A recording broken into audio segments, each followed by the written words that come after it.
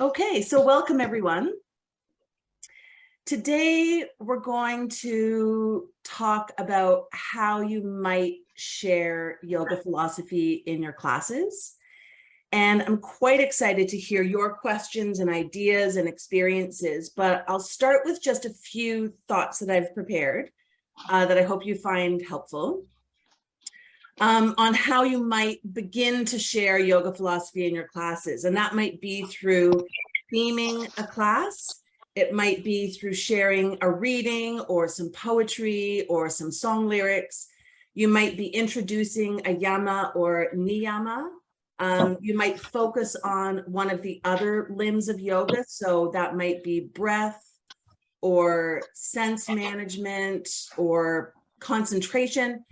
You might choose a passage or a sutra or something from a favorite text.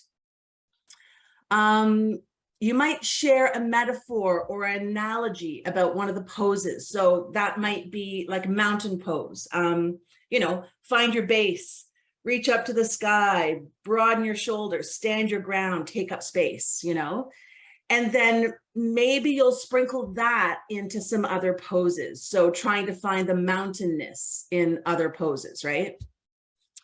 You might share a myth about one of the poses. So Virabhadrasana, Matsyasana, Hanumanasana, right? There's some great stories out there that you can share.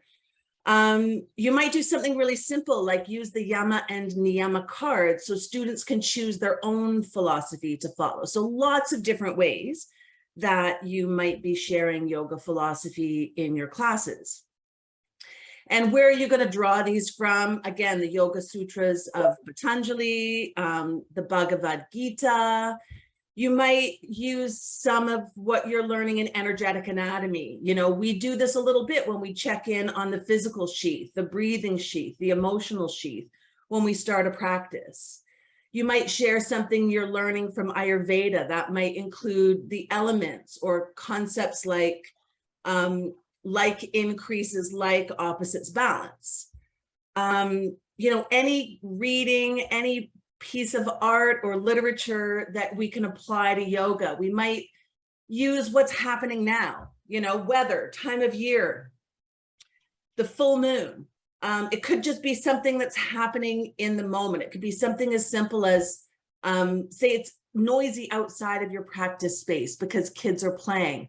Can we invite that delightful spontaneity into our own practice? Can we allow ourselves to play? Right? So it can be lots of things, how you might share philosophy.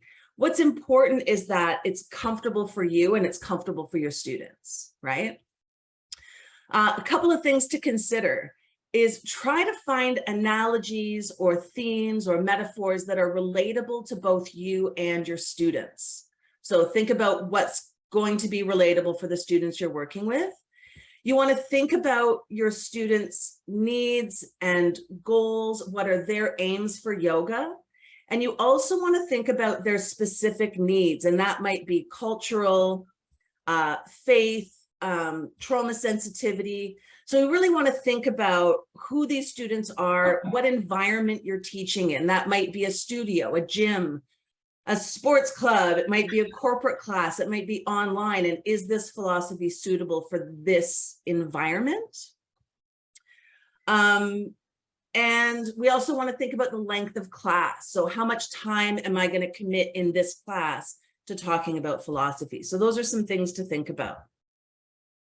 One of the questions I get a lot is, how am I going to get comfortable with sharing philosophy? And what I'll say to that is, start small, like start with English language or whatever language you teach in. Maybe read a sutra or share a concept, briefly talk about how that might show up in class, how it might show up in practice, sprinkle it a few times in class, and then end with a repetition of that concept, or maybe a suggestion on how they can take that off the mat with them, right? So for example, if we look to the Yoga Sutras, the sutras talk about asana in terms of sthira sukham asana. So our posture for meditation should be steady and comfortable, or steady and sweet, or stable, right? So we might talk about this in terms of approaching each of our asanas with that balance of steadiness and ease, or something we talk about a lot of, doing and not doing. So it could be something really simple like that. Then you can build on that. Maybe next week we talk about abhyasa, which is like effort or practice, and vairagya, detachment or letting go. And with these concepts, we might talk again about that balance of effort and effortlessness, or in this case, effort and detachment. So work, but letting go of the results of the work. To persevere in our practice, but remain unattached to a particular outcome, right? So you can see how one can build on the other. So those are some ideas. If you aren't sure if your students are interested in learning yoga philosophy, ask, right? You can ask. And then maybe get clear about where their interests lie and about your own interest.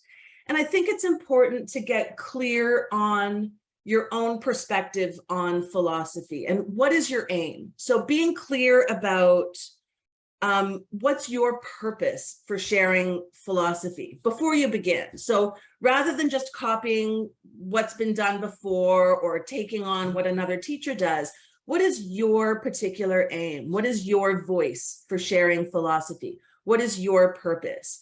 Is it to enhance a pose? Is it to invite self-inquiry? Is it to teach some history or mythology? Is it to support students in their home practice or in practicing yoga off the mat? So that's something to get clear about. Again, you want to start with a lighter touch. So a passage or a sutra as a theme, and then just a little sprinkle of that theme, a garnish, if you will, through your class, bookending your class. So start with your theme, end with your theme.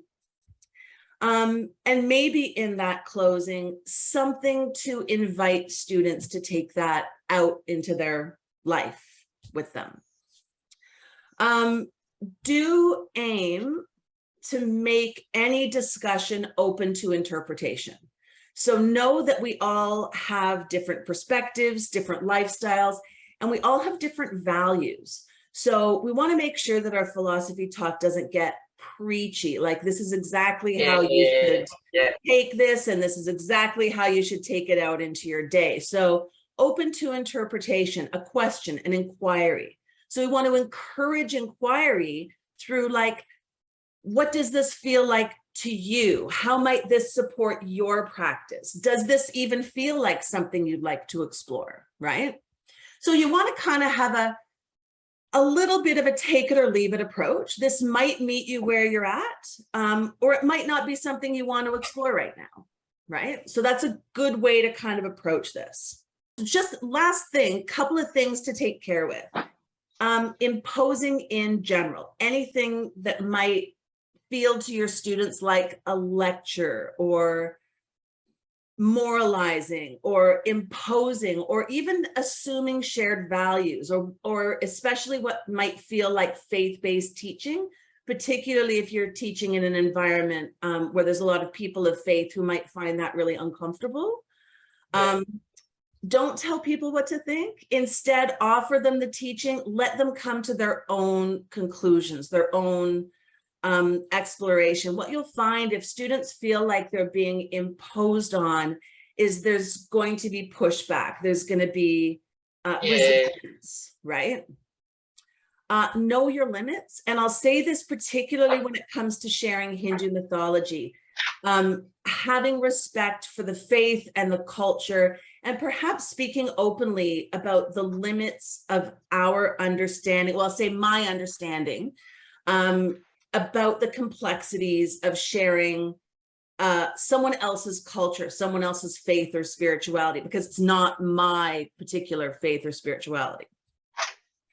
We want to consider trauma sensitivity, so taking care with any discussions of like death or dying. So that might come up in things like corpse pose. We want to take care with anything relating to grief or loss. And also there can be a lot of violence in some of the mythology. So you want to take care with that as well. So those are some thoughts, some resources, and I'll add these to our notes for this discussion, are things like your Yama and Niyama cards, which you can print out, cut up, hand out to your students. Your philosophy journals and the insights that you've drawn there, the ways that you've applied yoga philosophy in your own life that you can then share with your students. If you're looking for more resources, there's great texts like Deborah Adele's book on yamas and niyamas. It has some great ideas in it. There's a book called The Myths of the Asanas, if you want to start looking into that. So there's lots of resources out there for you. All right, that's enough from me. Here are my questions for you.